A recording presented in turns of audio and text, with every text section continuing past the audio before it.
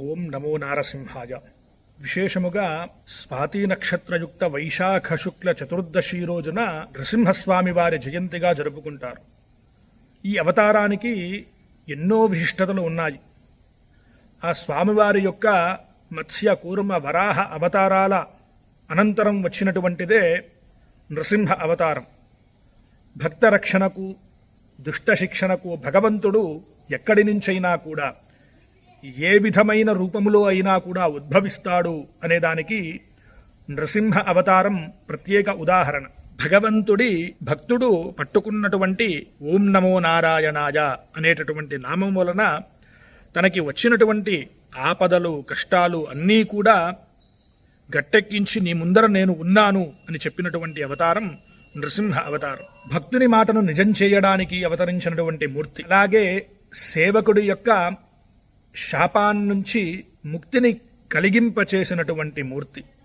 సర్వాంతర్యామిత్వం అనగా ఇందు కలడు అందులేడని సందేహము వలదు, ఎందెందు వెతికినా అందందే కలడు అని అన్ని చోట్ల ఉండటం అనగా అనోరణీయాన్ మహతో మహీయాన్ అని చెప్పి వేదం కూడా చెప్పి ఉందన్నమాట. ప్రతి ఒక్క దగ్గర కూడా నేను ఉన్నాను అని చెప్పి భక్తుడి మాటను నిజం చేయడానికి అవతరించినటువంటి మూర్తి నృసింహమూర్తి. హిరణ్యకశిపుడి సంహారానికి ఇలా కుదరదు అలా కుదరదు అని ఎన్నో నిబంధనలు మరియు నియంత్రణలు ఉన్నా కూడా అన్నింటినీ మించిన ఉపాయం ఉన్నదని నిరూపించి చేసినటువంటి పరిసమాప్త మూర్తి లక్ష్మీ నృసింహస్వామి వారి మూర్తి.